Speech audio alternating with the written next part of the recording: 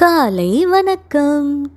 கவலைப்படுவதினால் நமது உயரத்திலே, கவலைப்படுவதினால் நமது உயரத்திலே ஒரு முழம் கூட்ட முடியுமா? புது பலன் பெறவும் கூடுமா? ஒரு முழம் கூட்ட முடியுமா? புது பலன் பெறவும் கூடுமா? கவலை கொள்ளாதிருங்கள், கவலை கொள்ளாதிருங்கள், கவலை கொள்ளாதிருங்கள், கவலை கொள்ளாதிருங்கள். ஆமாங்க, ஒருத்தர்கிட்ட நிறைய ஒட்டகங்கள் இருந்ததாம். அந்த ஒட்டகங்கள் எல்லாம் கூட்டிகிட்டு பிரயாணம் போக கிளம்புனவர் எந்நேரமும் கவலைப்பட்டு கொண்டு புலம்பி கொண்டே இருக்கிற தன்னோட ஃப்ரெண்டையும் கூட கூட்டிகிட்டு போகணுன்னு முடிவு பண்ணாராம். 2 பேரும் ஒட்டகங்களோட அவங்களோட ஜேர்னியை ஸ்டார்ட் பண்ணாங்களாம். கொஞ்சம் டயர்டானதும் ரெஸ்ட் எடுக்கலான்னு முடிவு பண்ணாங்களாம்.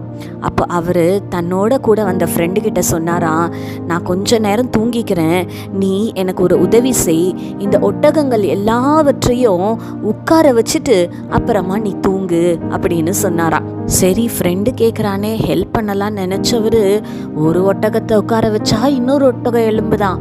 இப்படியே மாற்றி மாற்றி மாற்றி கடைசி வரைக்கும் எல்லா ஒட்டகங்களையும் அவரால் ஒன்றா உட்கார வைக்கவே முடியலையாங்க. டென்ஷன் ஆயிட்டாராம். அப்புறம் அவன் ஃப்ரெண்டு கேட்டாராம், என்னப்பா ரெஸ்ட் எடுத்தியான்னு.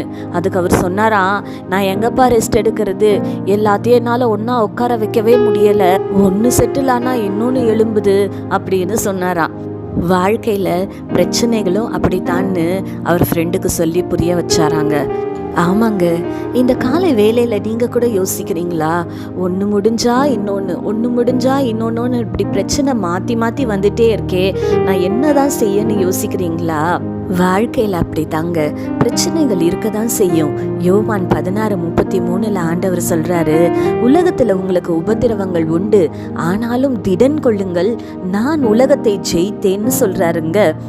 நீங்கள் கவலைப்படுறதுனால உங்கள் சரீர அளவோட ஒரு முழம் கூட்ட முடியுமா? இல்லை நீங்கள் இப்படி முடங்கி உட்கார்ந்து இருக்கிறதுனால உங்கள் பிரச்சனைகள் தான் சால்வ் ஆயிருமா? ஆகையினால வேதம் சொல்லுகிறபடி நீங்கள் ஒன்றை குறித்து கவலைப்படாமல் எல்லாவற்றையும் ஆண்டவருக்கு தெரியப்படுத்துங்க, ஜெபத்தில் அவருக்கு தெரியப்படுத்துங்க. இந்த காலை வேலையிலும் ஆண்டவர் உங்கள் கரத்தை பிடிச்சிதாங்க சொல்கிறாரு, நான் உன்னோட இருக்கேன், நான் உனக்கு துணையாக நிற்கிறேன்னு. அப்புறம் ஏன் கவலையோடு உட்கார்ந்துருக்கிறீங்க? எழும்புங்க, சந்தோஷமாக ஆண்டவரை துதிக்க ஆரம்பிங்க, தைரியமாக முன்னேறி செல்லுங்க. உங்களுக்கு வேண்டிய எல்லாவற்றையும் அதன் காலத்தில் ஏசப்பா நேர்த்தியாக செய்து கொடுப்பாருங்க. கண்களை மூடி ஆண்டவரை நோக்கி பார்க்கலாமா? எங்கள் பரிசுத்த பரலோக பிதாவே, உம்மை துதிக்கிறோம் அப்பா, உம்மை ஸ்தோத்தரிக்கிறோம் ஆண்டவரே. இந்த காலை வேலையில் தகப்பனே, கவலையோடு இருக்கிற உம்முடைய பிள்ளைகளை கர்த்தர் நீர் கண்ணோக்கி பார்ப்பீராக.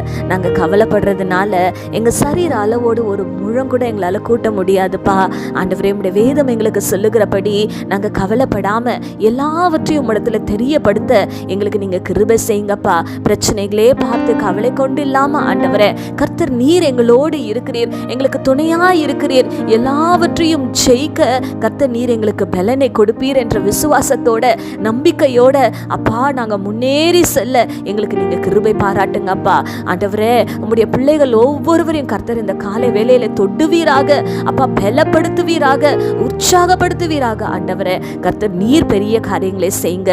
துதி கன மகிமை யாவும் உமக்கு செலுத்துகிறோம். இயேசு கிறிஸ்துவின் வல்லமையுள்ள நாமத்தினாலே கெஞ்சி மன்றாடுகிறோம் பிதாவே, ஆமேன். இந்த நாள் உங்களுக்கு ஒரு ஆசீர்வாதமான நாளாய் இருப்பதாக. ஆமேன்.